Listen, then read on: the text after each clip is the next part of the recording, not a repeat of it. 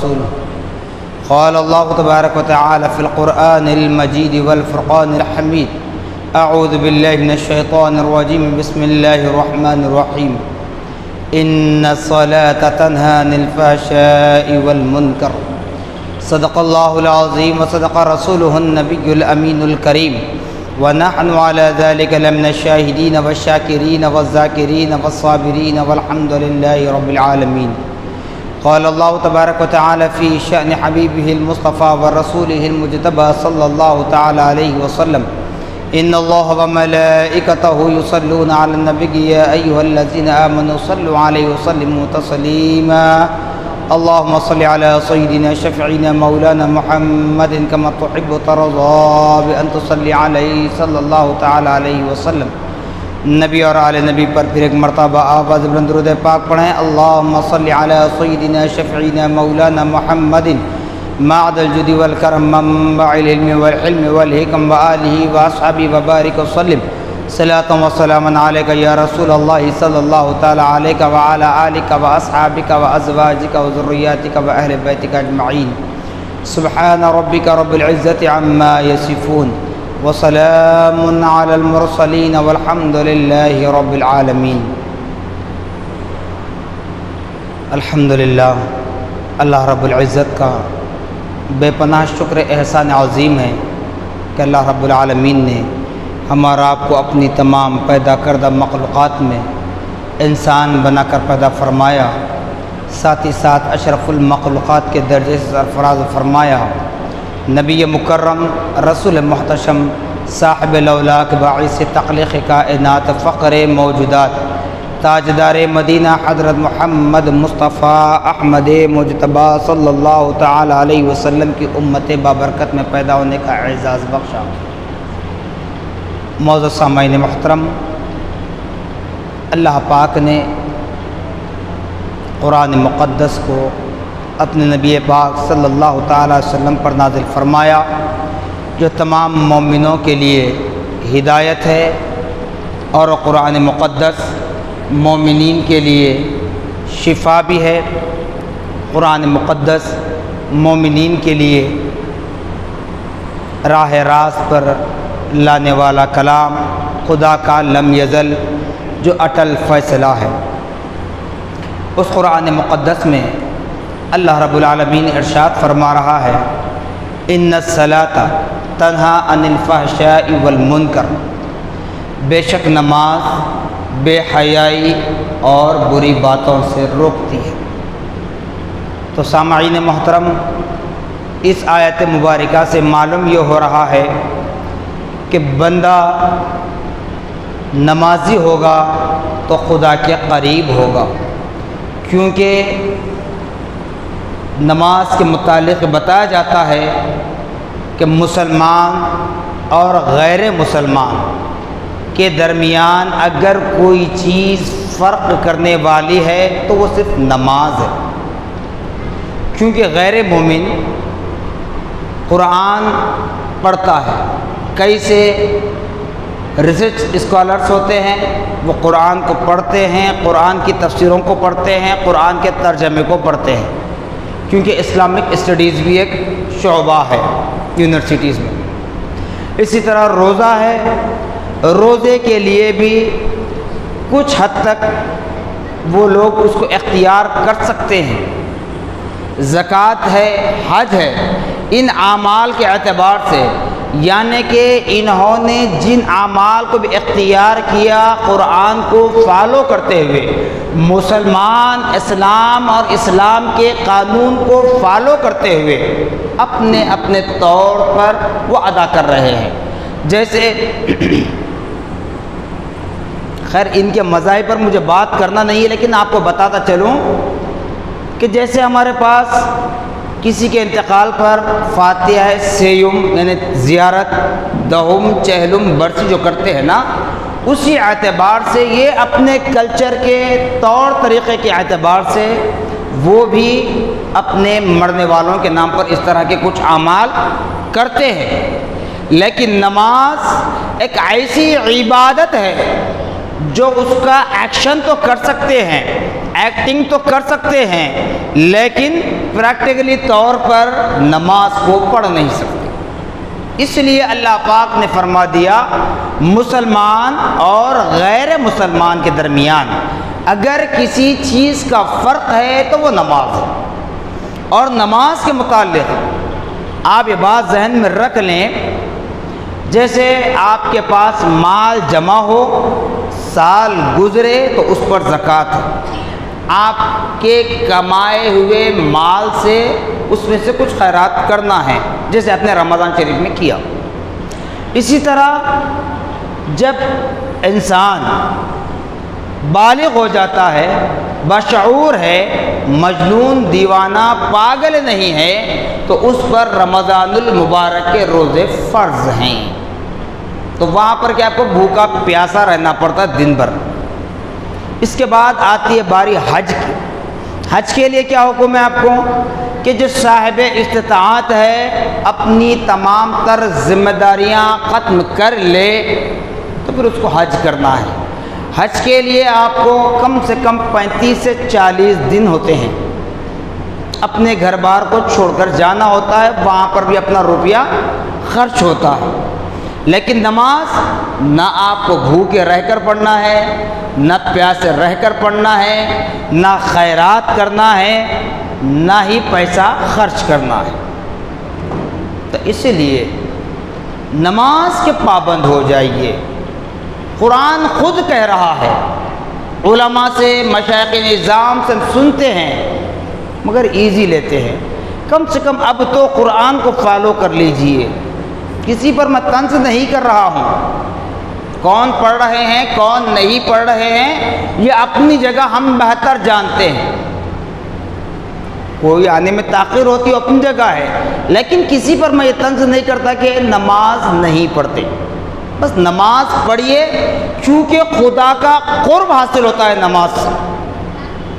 بندہ مومن جب نماز میں کھڑے ہوتا ہے حالت قیام میں، تکبیر تحریمہ کے لیے انتظار میں ہوتا ہے۔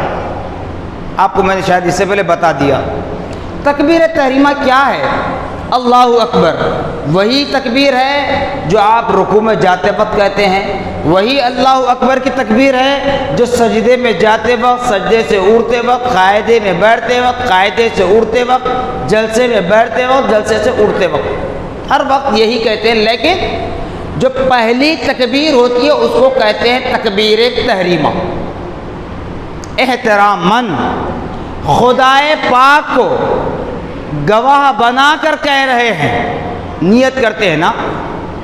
اب جمعہ کی نماز ہم پڑھ رہے ہیں، جمعہ کی 2 رکعت فرض نماز پڑھتا ہوں میں خاص اللہ تعالیٰ کے لیے، منہ میرا کعبہ شریف کی طرف، اس امام کے پیچھے اللہ اکبر۔ جب ہاتھ اٹھاتے ہیں، یہ ہاتھ اٹھانے کا اشارہ آپ کا یہ ہے کہ آپ خدا کو کہہ رہے ہیں کہ مولا میں نے ساری کائنات کو، حد تو یہ ہے کہ میں اپنے کاروبار کو، اپنی نوکری کو، اور بھی حد یہ ہے کہ اپنے ماں باپ کو، اپنی آل اولاد کو، اپنے بھائی بہنوں کو، سب کو ترک کر کے تیری بارگاہ میں کھڑا ہوں، تو حاضر و ناظر ہے، تو مجھے دیکھ رہا ہے۔ تو بتائیے اس سے بڑی عبادت اور کون سی ہے؟ رمضان سال میں 1 مرتبہ آتا ہے، زکوٰۃ سال میں 1 مرتبہ فرض ہے، حج زندگی بھر میں 1 مرتبہ فرض ہے، لیکن نماز 5 وقت اللہ رب العالمین آپ کو اپنے گھر میں بلاتا ہے۔ کتنی بڑی بات ہے، اللہ پاک ہم پر کتنا مہربان ہے۔ اب دیکھیے، کیونکہ میں مثال دیتا ہوں، کسی پر طنز نہیں کرتا۔ اب ہم شادی بیاہ کرتے ہیں یا کوئی اور تقریب کرتے ہیں، کوئی اور فنکشن کرتے ہیں، تو کیا کرتے ہیں وہاں پہ 2-3 قسم کے ٹیبل لگا دیتے ہیں۔ یہاں پر عام لوگ بیٹھ جائیں گے، یہاں وی آئی پی بیٹھیں گے، یہاں وی آئی پی بیٹھیں گے، مگر خدا کے گھر میں کوئی نہیں ہے، وی آئی پی عام سب کچھ اپنی جگہ ہے۔ بادشاہ بھی کھڑا رہے گا تو بازو فقیر کھڑا سکتا ہے، دولت مند کھڑا ہو تو اس کے بازو یتیم بھی ٹھہرتا ہے، یسیر بھی ٹھہرتا ہے، لاچار بھی ٹھہرتا ہے، مجبور بھی ٹھہرتا ہے، فقیر بھی ٹھہرتا ہے، مسافر بھی ٹھہرتا ہے، مسکین بھی ٹھہرتا ہے۔ تو اس لیے ہم مساجد میں جگہ کو قید نہیں کرتے کہ یہاں یہ ان کی جگہ، یہاں یہ ان کی جگہ۔ اگر کوئی احتراماً امام کے لیے، خطیب کے لیے، حافظ کے لیے، مؤذن کے لیے جگہ چھوڑ کر بیٹھ رہا ہے، یہ اس کی تعظیم ہے، لیکن جگہ قید نہیں کی جاتی۔ اور اللہ پاک بھی نہیں چاہتا، اللہ پاک تو بتانا چاہتا ہے، تمہیں جو نماز کے لیے 5 وقت بلا رہا ہے، بتانا یہی چاہتا ہے کہ لوگوں تم اپنے درمیان فرق کر لو، دنیا میں تم اپنے درمیان فرق کر لو، جب میرے گھر میں آنا تو سب برابر ہیں، سب برابر ہیں۔ ایک کندھے سے کندھا لگا کر کھڑے ہونا، اور بجماعت نماز کیوں پڑھی جاتی ہے؟ اسی وجہ سے کہ ایک تو یہ ہے کہ اگر کسی کو نماز کے طریقے نہیں معلوم ہیں، نہیں سیکھ سکے، جس عمر میں سیکھنا تھا اس وقت نہیں سیکھے، نہیں پڑھے، تو بجماعت نماز آپ پڑھیں گے تو کم سے کم بازو والے، سامنے والے کو دیکھ کر تو آپ نماز سیکھیں گے۔ پھر دوسرا، جب کندھے سے کندھا لگ جائے، یہ بظاہر کندھا ہے، لیکن جس طرح عیدین کے موقع پر، خوشی کے موقع پر جو مصافحہ، معانقہ ہوتا ہے، بغل گیر ہوتے ہیں، گلے ملتے ہیں، بطور خاص عیدین کی بات کرو، یہاں جو بغل گیر ہوتے ہیں، گلے ملتے ہیں، سینے سے سینہ ملتا ہے، تو کیا ہوتا ہے؟ سینوں سے کینہ نکل جاتا ہے، اسی لیے اہتمام ہوتا ہے۔ اب بعض ہیں جن کو جلدی جانا ہوتا ہے، تھکے ہوئے ہوتے ہیں، اپنی جگہ نہیں رہتے، تو بہرحال نماز میں اللہ پاک بجماعت میں اس لیے بلا رہا ہے، سب سے اہم بات، تاکہ ایک دوسرے کے احوال سے واقف، جب مسجد آئیں، نماز ادا کریں، آپس میں چند لوگ بھی ایک دوسرے سے سلام کریں، بات چیت ہوگی، خیر خیریت ہوگی، تو اچھی بری کیفیت ایک دوسرے کو معلوم ہوگی۔ اب کیونکہ ہمارے پاس اتنا وقت ہے ہی نہیں کہ جو آپ وقت نکال کر ان کے پاس جا کر ہم ان کی کیفیت کو دریافت کر سکیں، کم سے کم اللہ کے گھر میں آئیں گے تو ایک دوسرے کی خیر خیریت معلوم ہوتی ہے، تبھی تو اللہ پاک نے اپنے گھر میں باجماعت نماز ادا کرنے کا حکم مرد حضرات کو دیا ہے۔ اب اس کے بعد نماز جب ہم ادا کرتے ہیں تو آپ کیا کر رہے ہیں صاحب؟ اللہ رب العالمین کے لیے نماز پڑھ رہے ہیں، قرآن پاک کی تلاوت کر رہے ہیں، حالت قیام میں رکوع میں جاتے ہیں، رب کو جھک کر تعظیم کے ساتھ بتاتے ہیں مولا تجھ سے بڑا کوئی نہیں ہے۔ پھر سجدے کی جب باری آتی ہے تو اور بھی جھک جاتے ہیں، جہاں ہم دنیا کے سامنے اس سر کو جھکانا نہیں چاہتے، تو سجدے میں جا کر یہ بتانا ہے کہ مولا تجھ سے بڑی اور کوئی بارگاہ نہیں ہے، تجھ سے بڑی اور کوئی عدالت نہیں ہے جہاں ہم اپنے سر کو جھکا لیں۔ وہاں پر کیا کہتے ہیں؟ مولا تجھ سے اعلیٰ کوئی نہیں ہے، تجھ سے افضل کوئی نہیں ہے، بس تو ہی ہے۔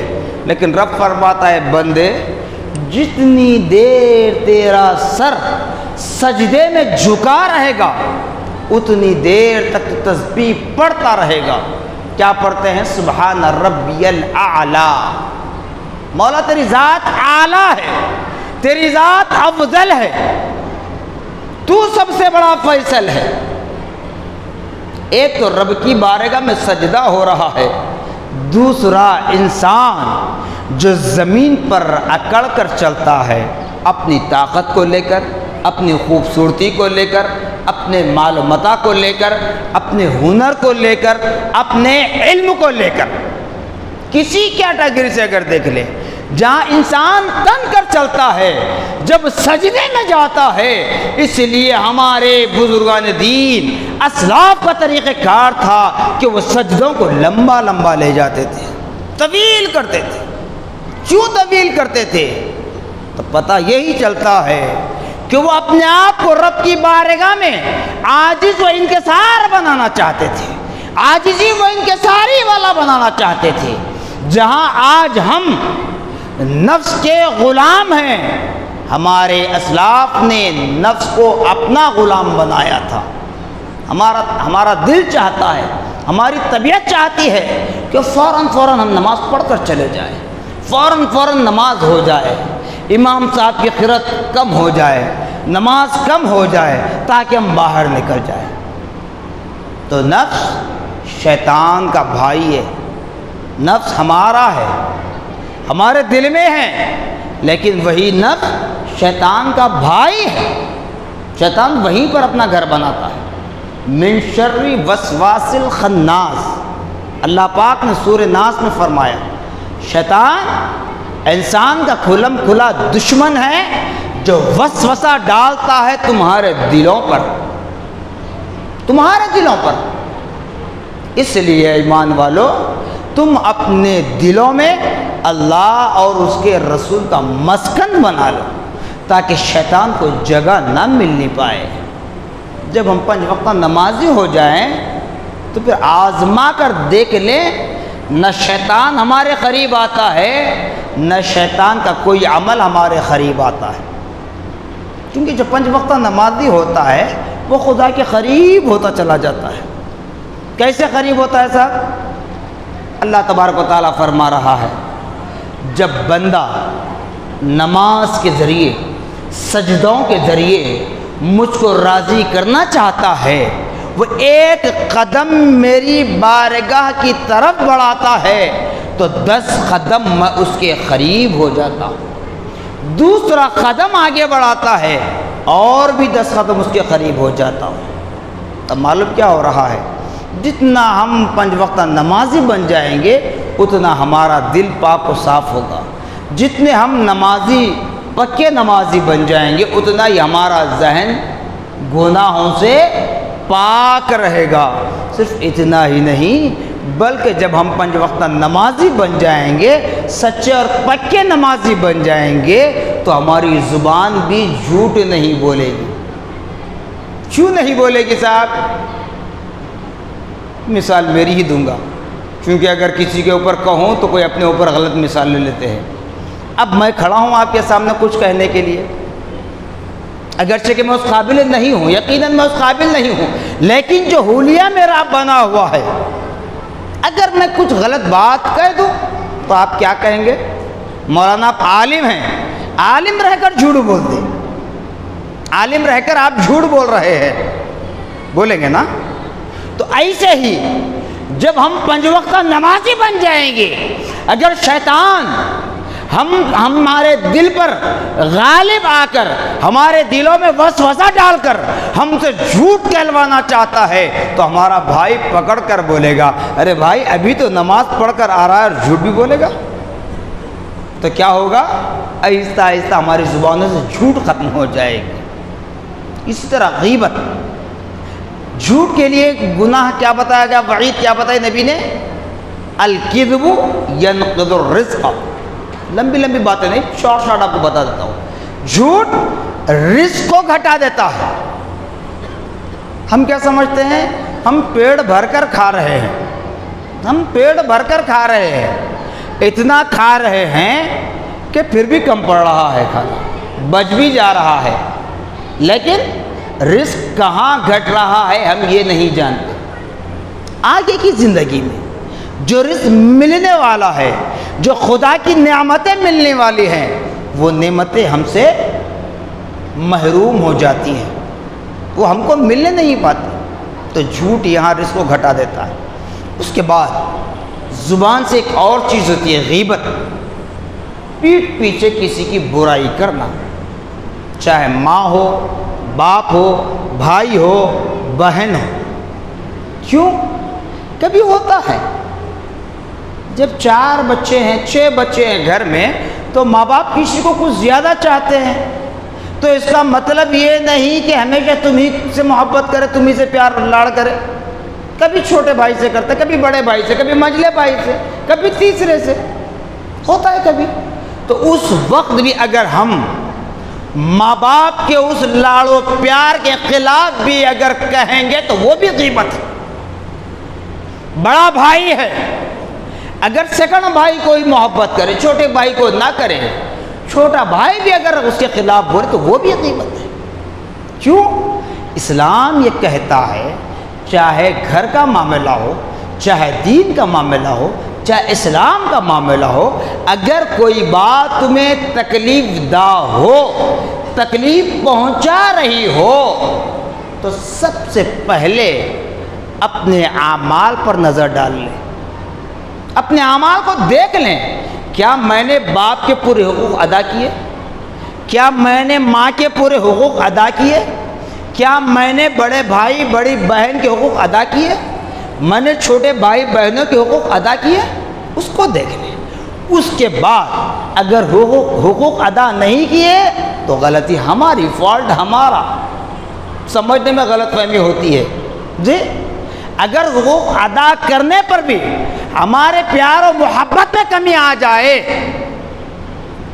تب بھی آپ کو دوسروں کے سامنے غیبت نہیں کرنی ہے، کیونکہ 4 ہے، 5 ہے، 6 ہے، اور بھی زیادہ ہوتے ہیں کسی اور گھر میں بچے، تو ہر ایک کے ساتھ ایک وقت سب کو ہر چیز دینا مناسب نہیں ہوتا، اتنی کمائی نہیں ہوتی، تو اسی لیے صبر کرنا ہے، صبر کرنا ہے۔ اچھے انداز میں بتا رہا ہوں، کوئی تنزیہ طور پر نہیں کہہ رہا ہوں۔ تو یہ غیبت، اچھی بات کیجئے، پیٹھ پیچھے اس کی اچھائیاں بیان کیجئے، اگرچہ کہ آپ کی حق تلفی ہو رہی ہے اس کی تعریف کیجئے۔ پھر اللہ فرماتا ہے لَإِن شَكَرْتُمْ لَأَزِيدَنَّكُمْ، کہ بندے تیری حق تلفی ہونے کے بعد بھی تو نے اپنی زبان کو غیبت سے محفوظ کیا، اپنے ماں باپ کی تعظیم کو برقرار رکھا، اپنے خدا کی قدرت کی تعظیم تو نے بجا لائی، نبی کی تعظیم تو نے بجا لائی، لہذا لے تیری نعمتوں میں اور بھی اضافہ کرتا ہوں۔ تو بتائیے جب خدا دینے بیٹھے تو ہمارا نوالا کون چھینے گا؟ تو غیبت کے لیے وعید کیا آئی، الغیبت اشد من القتل، قتل کرنے پر جتنا گناہ ہے نا اس سے بھی زیادہ گناہ کسی کے پیٹھ پیچھے برائی کرنے پر۔ تو نماز انہی باتوں سے روکتی ہے، جھوٹ بولیں گے نماز آڑے آ جاتی ہے، غیبت کریں گے نماز آڑے آ جاتی ہے۔ اب اسی طرح گناہ کبیرہ کے اعمال ہیں، شراب ہے، زنا ہے، سود ہے، ظلم و زیادتی ہے جی، کسی کا مال چھین کر کھانا ہے، تو ایسے اعمال کریں گے تو سامنے دیکھنے والا یہی کہے گا نماز تو پڑھتے ہیں لیکن یہ برے اعمال ان کے اندر ہے، تو پھر نماز پڑھنے کا فائدہ کیا؟ تب ہمارا دل کیا ہوتا ہے؟ پارا پارا ہو جاتا ہے۔ یقیناً ہم نے نماز پڑھی اللہ کے لیے اور پیٹھ پیچھے کسی کی غیبت کی، کسی کو جھوٹ بولا، ہمارے جھوٹ بولنے سے کسی کو نقصان ہوا، تو چیزیں آپ کو نماز روکتی ہے۔ جتنی طاقت مسلمانوں کی ہے نا نماز، اتنی طاقت کسی اور کو نہیں دی گئی۔ مسلمان اگر نمازی بن جائے، سچا اور پکا نمازی بن جائے، اللہ اور اس کے رسول کی رضا کے لیے اس کا سجدہ ہو، اللہ اور اس کے رسول کی رضا کے لیے اس کا قیام ہو، اللہ اور اس کے رسول کی رضا کے لیے اس کا رکوع و سجود ہو، تو یاد رکھ لیجئے ایمان والو، اللہ اس کا رسول حاضر و ناظر ہے۔ نہ روز اول سے آج تک کسی نمازی کو نقصان پہنچایا ہے، نہ کل صبح قیامت تک کسی نمازی کو نقصان پہنچے گا، کیونکہ مومن کا ہتھیار نماز اور اس کی دعا ہے، نماز اور اس کی دعا ہے۔ یہی کہنا پڑے گا پھر مجھے کہ جنگ بدر کا معاملہ ہوا، اسلام کی پہلی جنگ ہوئی، اس وقت کتنے تھے؟ 313 صحابہ، صرف 313 جنگ بدر میں نبی کریم صلی اللہ علیہ وسلم کے ساتھ، اور اپوزیشن میں ہزاروں کی تعداد میں ہے، بے سر و سامان ہے، کیونکہ نبی کے ساتھ نبی کے صحابہ چلے تھے مسئلے کو ختم کرنے کے لیے۔ کفار مکہ اور نبی کے درمیان جو جھڑپ تھی نا، اس کو ختم کرنے کے لیے، بات چیت کرنے کے لیے، معاملے کو ختم کرنے کے لیے چلے تھے، لیکن دشمنوں نے کیا کیا؟ معاملے کو ختم کی بات نہیں، اور بھی آگ بھڑکانے کی کوشش کی۔ اس کے بعد بھی نبی نے تعلیم دی، صحابہ کو کہا جب تک میں نہ کہوں کوئی بھی اپنی جگہ سے بال برابر آگے نہ بڑھنا۔ میدان بدر ہے، بدر کا مقام ہے، لڑائی کا موقع ہے، اور دشمنوں کے پاس ہتھیار ہے، تیر ہے، تلوار ہے، نیزے ہے، ڈھال ہے، اور ان صحابہ کے پاس، نبی کے اصحاب کے پاس کیا ہے؟ کچھ نہیں ہے، چند گھوڑے تھے، چند گھوڑے تھے جس پر نبی کو سوار کر کے لے آئے، اور بڑے اکابر صحابہ نبی کے پیچھے پیچھے تعظیم میں گھوڑے پر سوار تھے۔ اس طرح چند گھوڑے تھے، کوئی تیر ہے، نہ تلوار ہے، نہ نیزہ ہے، نہ ڈھال ہے۔ اب میدان بدر واقع ہو رہا ہے، لڑنے کے لیے اتر گئے۔ جب آمادہ ہو ہی گئے تو نبی پاک صلی اللہ علیہ وسلم نے فرمایا ان اللہ معانا، اے میرے صحابہ ڈرو نہیں، ہمارے ساتھ اللہ ہے، اللہ کی مدد ہمارے ساتھ شامل ہے۔ اترے، کیا تھا؟ کچھ نہیں تھا، لیکن فتح کس کی ہوئی؟ کامیابی کس کو ملی؟ نبی اور اصحاب نبی، نبی اور نبی کے صحابہ کو کامیابی ملی۔ کیسے ملی؟ ایسے ہی نہیں کہ بات چیز سے معاملہ ختم ہوا، بلکہ باضابطہ لڑائی ہوئی، جنگ ہوئی۔ میرے نبی پاک صلی اللہ تعالیٰ علیہ وسلم نے میدان بدر میں اتر کر بتلا دیا تھا، نشاندہی کی تھی کہ ابو جہل یہاں مارا جائے گا، عتبہ یہاں مارا جائے گا، شیبہ یہاں مارا جائے گا۔ جتنے بڑے بڑے سرغنے تھے ان کے نام لے کر جگہ بتا دی کہ یہ یہاں مارے جائیں گے، اور یقیناً اللہ پاک نے نبی مکرم صلی اللہ علیہ وسلم کی زبان مبارکہ سے نکلے ہوئے الفاظ کی لاج رکھ لی۔ اسی جگہ پر ابو جہل مارا گیا، اسی جگہ پر اور دیگر دشمنان اسلام مارے گئے۔ کیسے مارے گئے؟ ہلاک ہو گئے، ختم ہو گئے۔ کیسے ہوئے؟